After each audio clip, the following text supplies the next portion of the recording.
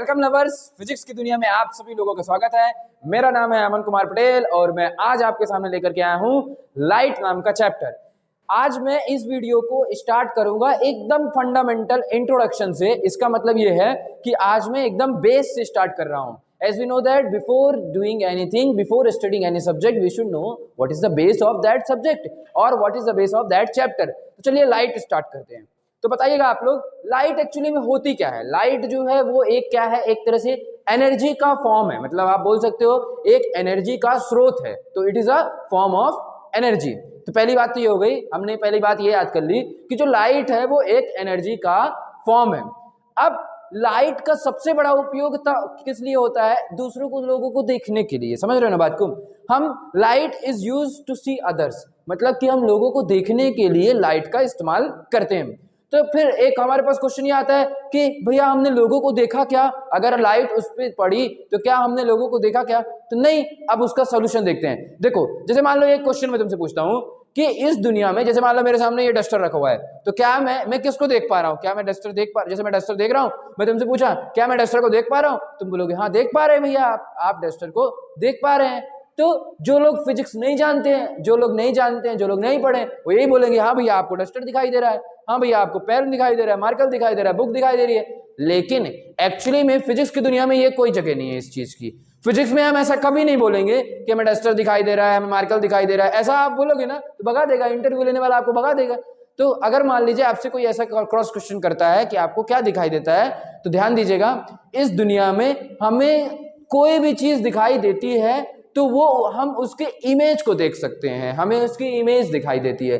For example, जैसे मान लो कल का आपको इंटरव्यू हो रहा है, आपसे पूछा गया आपको क्या दिखाई दे रहा है, तो आप बोलेंगे मुझे डस्टर की इमेज दिखाई दे रही है। नहीं आ रहा समझ में?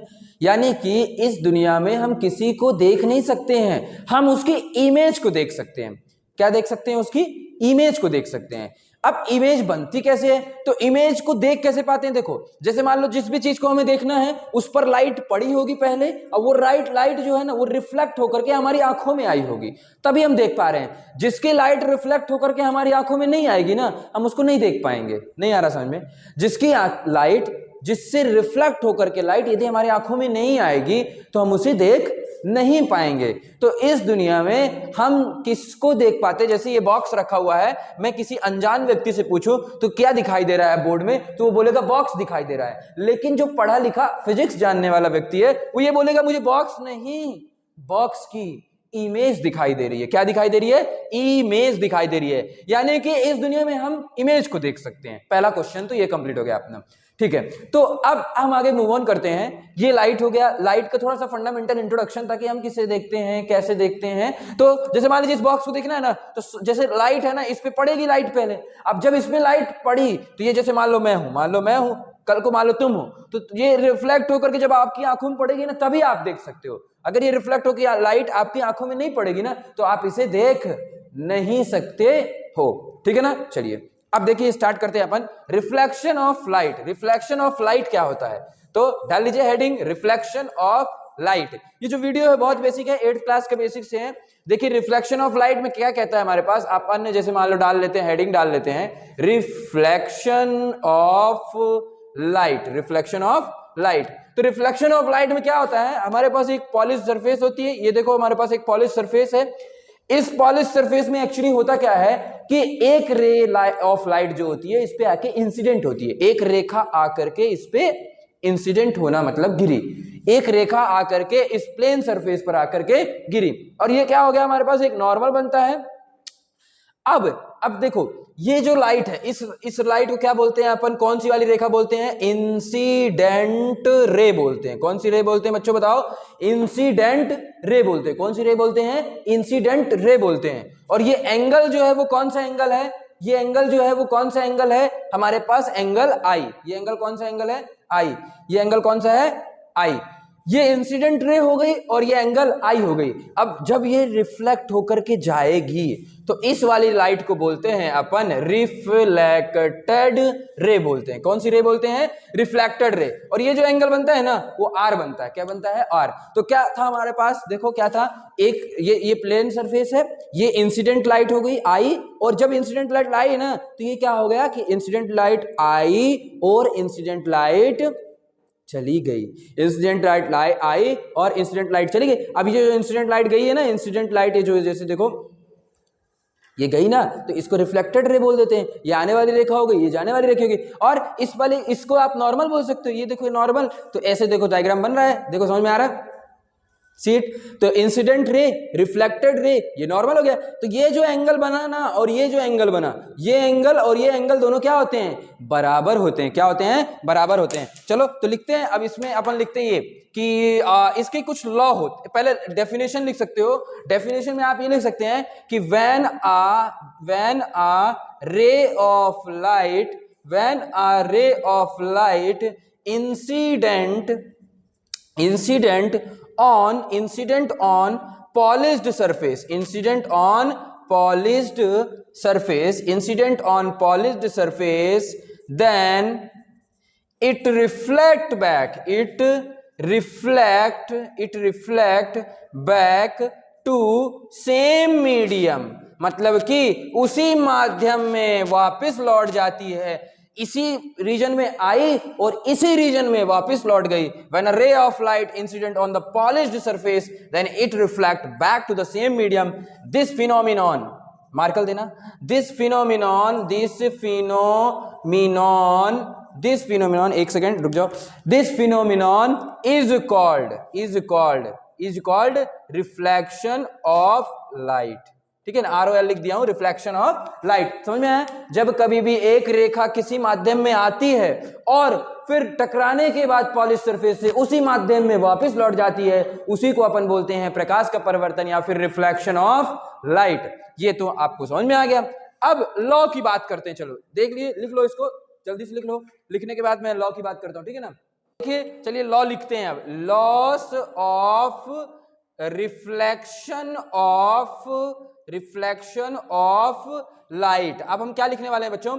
लॉ लिखने वाले हैं। इसके लॉ बहुत ज्यादा अच्छे हैं। देखो अगर तुम लोग 8वीं क्लास के बच्चे हो तो पढ़ लोगे तो बहुत फायदा होगा। क्यों फायदा होगा? क्योंकि ये these all things are in 10th class, सारी चीजें 10th क्लास में है। और अगर 8th वाले बच्चे 8th में ही नहीं पढ़ेंगे तो 10th में बेस कमजोर हो जाएगा, और 10th में नहीं पढ़ेंगे तो 11th 12th तो खत्म हो जाएगा। इसलिए बेस बनाना बहुत जरूरी है। तो these are the basic things. अगर आपसे ये भी नहीं बनता है तो फिर क्या बोले? आप इसलिए पढ़ा रहा हूं मैं ताकि आप पढ़ लो। आप लोग बोले थे, बार बार बोल रहे थे कि भैया वीडियो बना दीजिए, भैया वीडियो बना दीजिए। तो लो वीडियो, अब इसे पढ़ के आना सब लोग, ठीक है ना? अब देखो law of reflection of light, reflection of light की बात कर रहे हैं ना अपन। अच्छा तो रिफ्लेक्शन ऑफ लाइट के लॉ की बात कर रहे हैं। चलिए बताता हूं, देखना क्या होता है लॉ। पहला लॉ ये कहता है कि जो आने वाली रेखा एंगल बनाएगी और जाने वाली रेखा एंगल बनाती है, वो दोनों एंगल बराबर होते हैं। नहीं आ रहा समझ में? यानी कि एंगल आई, एंगल को ऐसे रिप्रेजेंट करते, देखो एंगल आई, आप थोड़ा मैथमेटिक्स में शायद पढ़े हो, एंगल आई बराबर एंगल आर। यानी कि जो आने वाली रेखा नॉर्मल के साथ एंगल बनाती है, जो आने वाली रे नॉर्मल के साथ एंगल बनाती है, वही एंगल जाने वाली रे भी नॉर्मल के साथ बनाती है। That is the first point. And second point क्या है हमारे पास? सेकेंड पॉइंट ये होती है बच्चों कि जो इंसिडेंट रे होती है और जो रिफ्लेक्टेड रे होती है और जो नॉर्मल होती है, इंसिडेंट रे, रिफ्लेक्टेड रे और नॉर्मल, तीनों जने सेम प्लेन में होते हैं। क्या होते हैं? तीनों जने सेम प्लेन में होते हैं। तो दूसरा लिख सकते हैं आप, इसमें लिख सकते हैं कि the incident ray, reflected ray and normal क्या होते हैं हमारे पास? सेम प्लेन में होते हैं। किस में होते हैं बच्चों? सेम प्लेन में होते हैं। मतलब कि आने वाली रेखा, जाने वाली रेखा और नॉर्मल तीनों जने सेम प्लेन में होते हैं। आई थिंक आपको यहां तक समझ में आ गया होगा, ठीक है? तो आई थिंक आपको ये रिफ्लेक्शन ऑफ लाइट समझ में आ गया होगा। जब आने वाली रेखा आती है, टकराती है, उसी मीडियम में वापस लौट जाती है, तो उसे हम रिफ्लेक्शन ऑफ लाइट बोलते हैं। चलिए रिफ्लेक्शन ऑफ लाइट देखा हमने। अब हम थोड़ा सा प्लेन मिरर के बारे में बात करते हैं। प्लेन मिरर जो होता है, जो प्लेन मिरर होता है वो हम जो देखते हैं, जो हमारे घरों में होता है, हम अपना चेहरा देखने का इस्तेमाल करते हैं, उसका नाम होता है प्लेन मिरर। थोड़ा सा प्लेन मिरर के बारे में पढ़ते हैं, चलिए। तो प्लेन मिरर, आपने प्लेट एग्जाम दिया होगा तो प्लेन मिरर का एक क्वेश्चन आया था, प्लेट एग्जाम के पेपर में एक क्वेश्चन आया था। तो चलो प्लेन मिरर देखते हैं। ये प्लेन मिरर बना लिया हूं मैं, आपकी बुक में है 8th वाले बच्चों, देखते हैं ना आप। ये प्लेन मिरर हो गया हमारे पास। तो इस प्लेन मिरर में हम बात करने वाले हैं, चलो देखते हैं, थोड़ा ध्यान समझना। प्लेन मिरर में एक पॉलिश सरफेस होती है। हमारे घर में जो मिरर होता है जिसमें हम अपना चेहरा देखते हैं, उसके पीछे पॉलिश्ड होता है। क्या होता है उसके पीछे? पॉलिश्ड। अगर पॉलिश्ड नहीं होगा ना तो हम देख नहीं पाएंगे अपने आप को। तो हम जैसे मान लो ये मैं हूं, ये ऑब्जेक्ट है। क्या है? ऑब्जेक्ट है। क्या है हमारे पास? ये ऑब्जेक्ट है। मान लो आप हो, कितने दूर है? 10 सेंटीमीटर दूर रखे आप हो, 10 सेंटीमीटर दूर आप हो। तो अगर आपको अपने आप को देखना है तो आप ये माने, कोई अगर आपसे पूछता है कि आप अगर यहाँ पे हैं आप और प्लेन मिरर के सामने हैं, आप देख पा रहे हैं अपने आप को, अगर आप देख पा रहे हैं तो अपनी इमेज को देख रहे हैं, तो आपकी इमेज कहाँ बनती है? तो ध्यान दीजिएगा, इमेज यहाँ बनती है, आपकी बैक साइड बनती है। मिरर के पीछे साइड इमेज बनती है, ध्यान देना, मिरर के पीछे साइड इमेज बनती है। और इसको हम बोलते हैं लेटरल इन्वर्जन बोलते हैं, लेटरल इन्वर्जन बोलते हैं। क्या बोलते हैं बच्चों? लेटरल इन्वर्जन बोलते हैं। आपकी जो इमेज बनती है आपके घर के मिरर में, वो आपकी पीछे साइड बनती है। उसका रीजन क्या होता है देखते हैं, चलिए। अब देखते हैं, चलिए इसको यहां से मिटा दूं ना, थोड़ा देखना, अभी देखना, समझने की कोशिश कीजिएगा प्लीज। थोड़ा सा अच्छा कंसेप्ट है, आपको हो सकता है समझने में दिक्कत जाए, लेकिन अच्छा कंसेप्ट है। पहले इस चीज को याद करो कि कहीं पर भी यदि इमेज बनती, 12वीं वाले से पूछूंगा उनसे भी नहीं बनता ये लाइन, ये वाली पॉइंट उनको भी नहीं याद रहती है। इमेज जो बनती है, इमेज तभी बन पाती है जब वहां पर दो इंटरसेक्शन, दो रिफ्लेक्टेड लाइट आकर के इंटरसेक्ट करती हैं आपस में। दो रिफ्लेक्टेड रे ऑफ लाइट जब कहीं पर भी इंटरसेक्ट करती हैं, वहीं पर क्या बनती है हमारे पास? इमेज बनती है।